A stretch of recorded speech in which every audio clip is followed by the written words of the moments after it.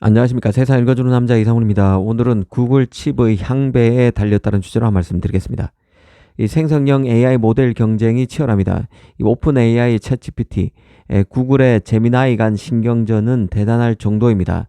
이 삼성 입장에서 보면 AI 시대의 구글과의 협업은 더 다층적 국면으로 접어들고 있습니다.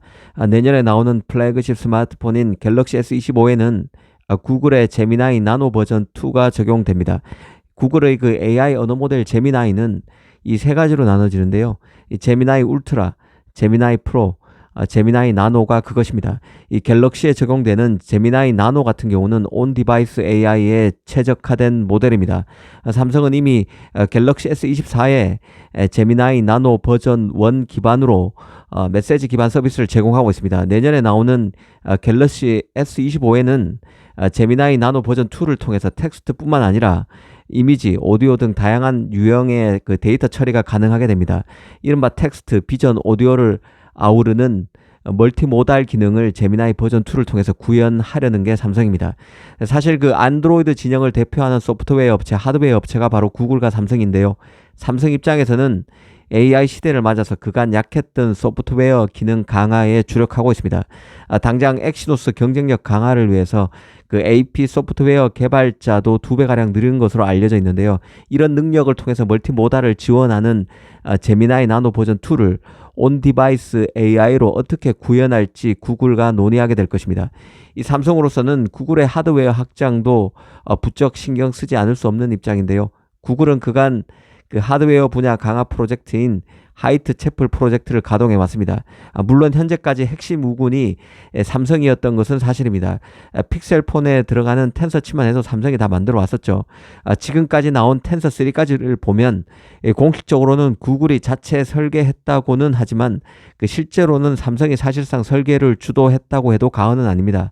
이 칩의 제작도 TSMC가 아니라 전량 삼성이 맡아왔었죠.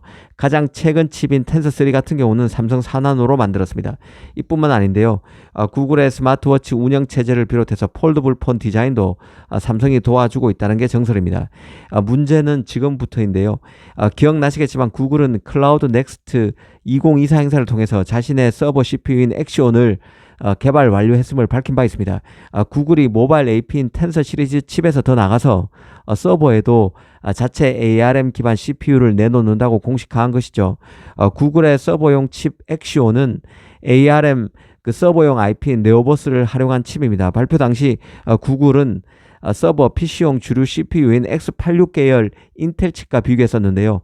구글은 재온 칩보다 재온 CPU보다 최대 50% 빠르고 에너지 효율도 60% 높다고 밝히기도 했습니다. 결국 관심은 이 엑시온 칩을 누가 만들까 하는 점에 있습니다. 이와 관련해서는 아직 공식적으로 나온 보도 같은 것은 없는 상황입니다. 그 엑시온의 대량 생산 시기가 올 하반기일 가능성이 높기 때문에 조만간 관련 소식이 어떤 형태로든 흘러나올 가능성이 큽니다. 과거 구글이 서버 칩을 준비하고 있고 당시 TSMC에서 시범 생산되고 있다는 얘기도 있었다는 점에서 TSMC가 엑시온 칩을 맡을 수도 있을 것입니다. 하지만 그간 구글이 파운드리 파트너로 삼성을 활용해 왔고 삼성이 스마트폰에서 제미나이를 적용하는 등 협상으로 활용할 지렛대도 있기 때문에 삼성이 칩을 가져올 가능성도 없지 않다는 생각입니다. 물론 최근 구글 움직임만 놓고 보면 TSMC와의 협업을 강화하려는 모습도 나타나고 있는데요.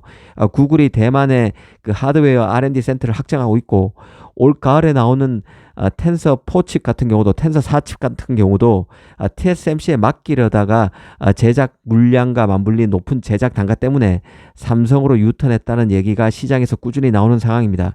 이 때문에 TSMC가 이제 구글 칩을 맡을 가능성도 이전보다 여건은 성숙돼 있다는 게 개인적인 판단입니다. 특히 구글로서는 AI 시장이 확대되면서 자신의 생성형 AI를 활용해서 스마트폰 경쟁력을 픽셀폰 경쟁력을 제고하기를 바랄 것입니다. 칩 성능을 담보하기 위해서 최고 파운드리를 고려할 여지가 있는 것이죠.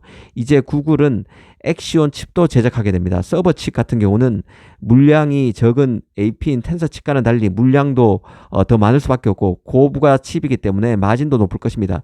TSMC도 이전과는 다른 스탠스로 구글이란 고객을 대할 수 있다는 뜻입니다. 예의주시할 포인트라는 생각입니다.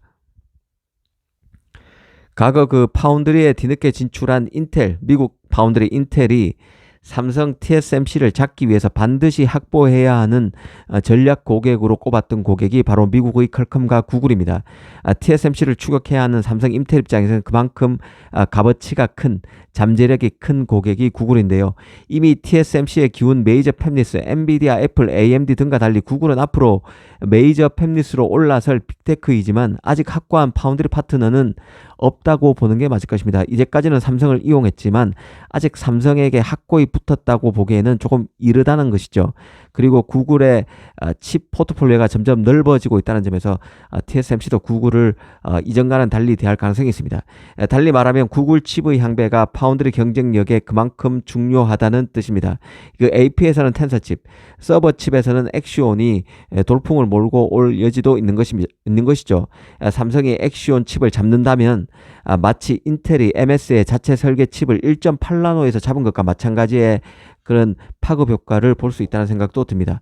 오늘은 구글 칩의 향배에 파운드리 경쟁력이 달렸다는 주제로 한 말씀 드렸습니다. 감사합니다.